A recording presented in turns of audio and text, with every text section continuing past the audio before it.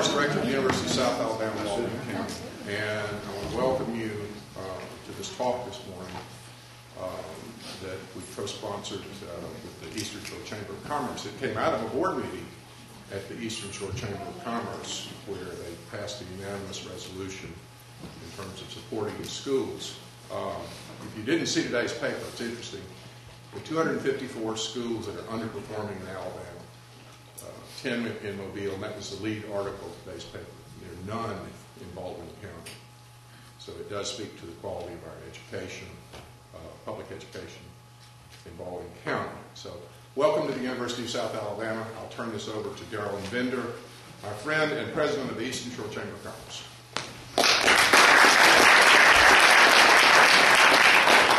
Thank you for coming out on a Saturday for this important issue.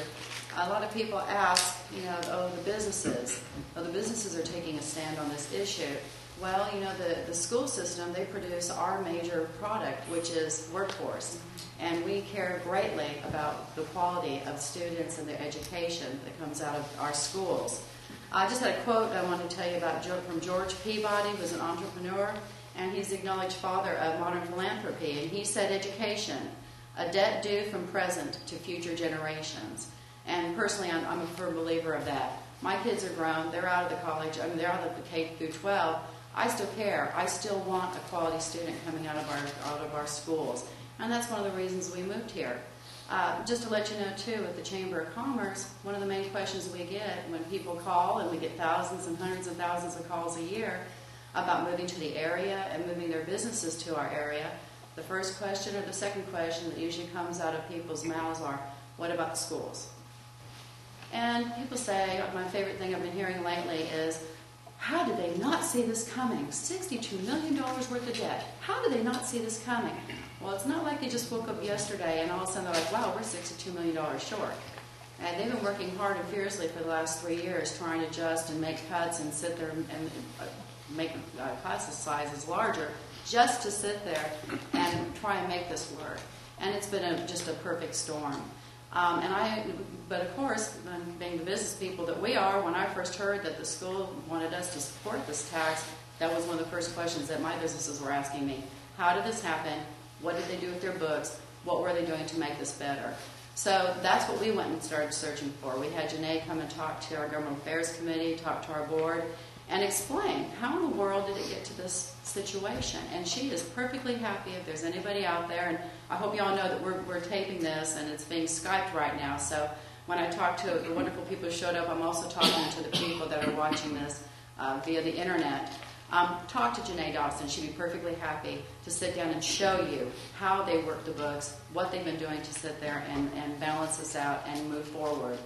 I don't know if how many of y'all had your kids grown in this thing. I know that when I first started with my children being in the school system, we had to raise money to pay for the air conditioning maintenance. It was us who sat there and raised the money to sit there and put the board, the walkways and covered walkways and the sidewalks on the schools.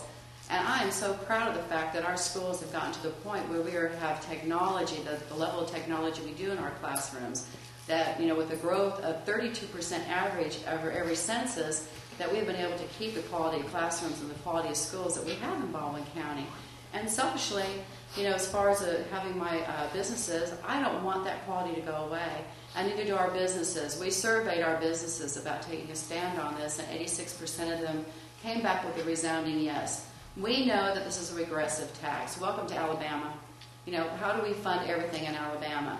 This is a fix. This is a stopgap. One of the things that our businesses told us as well is that you need to move forward in the next 3 years and help us figure out how we can come up with a better way of funding education and to sit there and find a permanent source of it. Now, is this the best time with the economic downturn to do something like this? No, but is there ever? And if we don't sit there and take care of our quality education now, then then shame on us for not working now, even in the hard times, to keep a quality level up so we can keep the quality of life and keep our community growing. Because if a community is not growing, it's dying.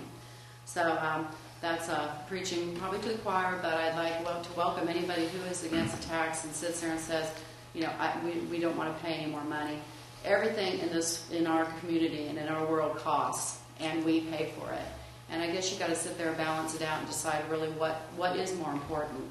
We're not just talking about band, we're not just talking about art, which frankly I'm glad are in our schools, but we are talking about technology, we are talking about small classrooms. And what we need for workforce in the future, as far as the types of businesses that are coming out for the future, reading, writing, arithmetic are just the basics now. That's not enough. So we urge everybody to vote yes and get out and vote for this. And that's enough about me, because I know you didn't come to listen to me. I know that you came to hear Dr. Bronner, and I know that he doesn't like long introductions. I've been in this position before. So I'm just going to tell you two things. One of his favorite quotes of mine, that I keep a little thing of quotes from Dr. Bronner I carry around with me. Two words of wisdoms were, failure is not a crime, but aiming low is. And we agree wholeheartedly with that. Also, he was born in Iowa. He lived in Minnesota, where he went to high school and was awarded his bachelor's and master's of arts degree. He threw off the northern mantle by earning his law degree and PhD from the University of Alabama. He has been the head of the retirement system of Alabama for 37 years now. RSA has amassed over $30 billion in investments, making the RSA pension fund the 14th largest, this was in 2008, the largest state pension fund in the U.S. And back then, we were 14th. His retirement systems for ours was 14th in the United States. I said, wow, isn't it wonderful not to be at the bottom of something? Thanks, Dr.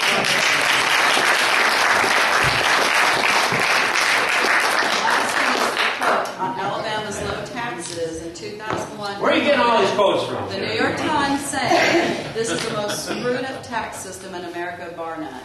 Thank you for coming and speaking. Well, what's fun is the aspect that she said everything I needed to say. That's really spectacular.